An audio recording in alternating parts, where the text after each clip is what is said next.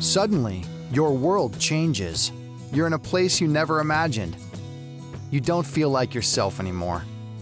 You feel alone, but you're not. Other people with spinal cord injuries know exactly what you're going through because they've been there themselves. They're the voices of experience, and they can help you get through this.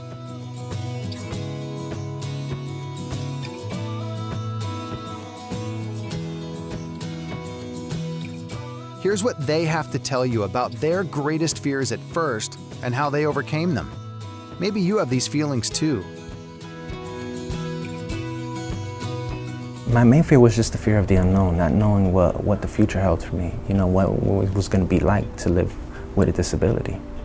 You know, because I've never met anybody with a disability, so this was a brand new world to me. So it was just not knowing.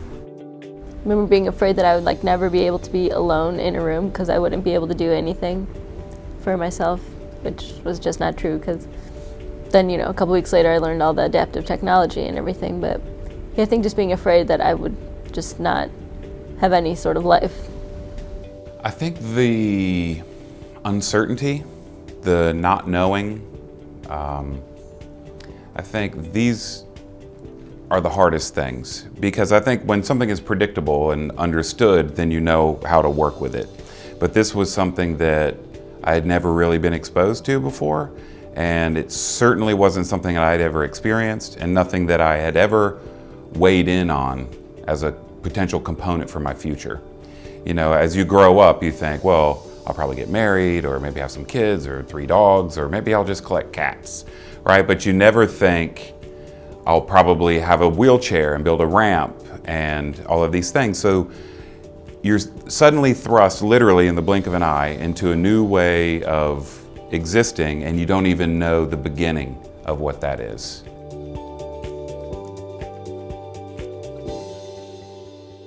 My greatest fear was just that I wasn't gonna be myself. I didn't know that, I thought legs meant everything. That's like, how am I gonna get around? What am I gonna do? So I was just basically really scared that I wasn't gonna be the same Michelle before the accident. Being in a motorized chair, because I was super athletic, really into sports, probably a bit vain, and the idea of, being like some tweaked out guy in a chair that can't even push his own wheelchair was just really just a terrible fear for me. My greatest fear was that all my friends would abandon me, and that I would never have a family, or someone, a husband or children or anything like that, that I would have to give up any thought of ever having a normal life. Greatest fear was that my identity was changing, and the way I viewed myself changed instantaneously. So my preconceived notions about life with disability, I immediately applied to myself before I knew anything about it. And so I almost had to make my way out of this preconceived notion forest so that I could see the light on the other side.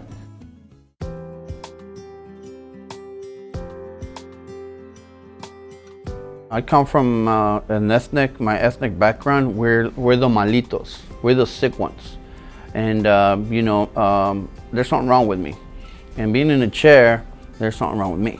The thing that really hurt me was that, what about, am I gonna have a family? Am I gonna have my house? Am I gonna be able to be when I was a kid, you look at everybody grow up around you, somebody got a car, they got a boat, the house, a family. Am I gonna be able to do that?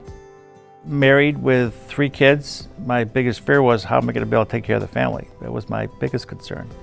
And so that scared me. That really did scare me. I didn't think I'd be able to work or do anything. I had a vision of just being bedridden. I've been a very, very high profile businesswoman, but that's what my biggest fear was, not being able to go out into the world and smile at it and get smiled back at. My greatest fear was being accepted by the opposite sex. I always looked at it that a female wouldn't look at me the same because she would have another guy that would be standing there that could carry her, you know, that could carry her bags, do the things that, you know, a manly man should do. And I felt that I wasn't in a position anymore to do those things.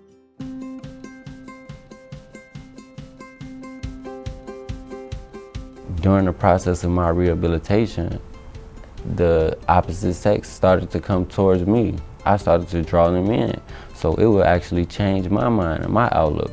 Oh wow, maybe I'm not that bad. Oh, maybe a wheelchair is a good thing. Or maybe it's just that thing that opens that person's eye, or turns that person's head, or makes the difference to that person. So that was one of the things that helped me get over that barrier.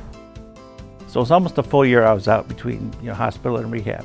Part of me really looked forward to going to work because I really enjoyed the job. I've worked for McDonald's since I was, you know, 16 years old. So I'm one of these guys that got the ketchup in the veins and everything. And I really enjoy the job that I do. Still do the same thing, go out drinking, not like to get super intoxicated, but just to hang out with friends. So my group of friends is like, you know, it's very eclectic. Life goes on. I mean, the only thing that changes, again, we have to find accessibility. So it's not about us now, it's about our environment that's not ready for our craziness. But life goes on. We just had a great barbecue this on Sunday. We were like on the beach, on the sand, with wheelchairs, which we never thought. I actually think, in a weird way, the spinal cord injury was probably the best thing that ever happened to me, because I feel like, kind of like, you know, I took the red pill in the Matrix or whatever, right? I'd rather live the rest of my life fulfilled, rather than a life with my head up my rear end.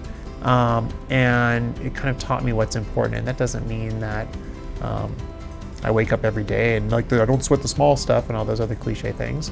But I really feel like I've got a great wife, I've got great family, and things can be frustrating, but I feel like at least I'm like being the best me I can be.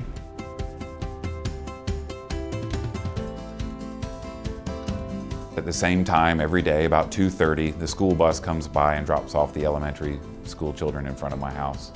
They spill off the bus, wrestling and playing with one another, and I saw it. That's life.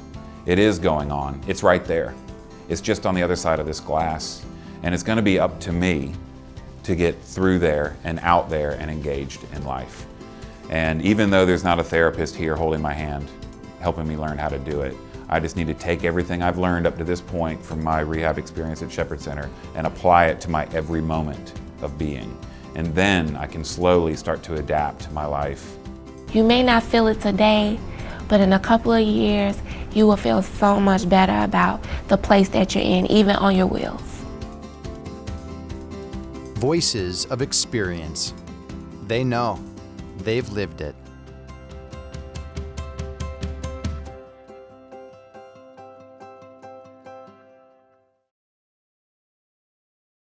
For more videos on living with spinal cord injury, visit facingdisability.com.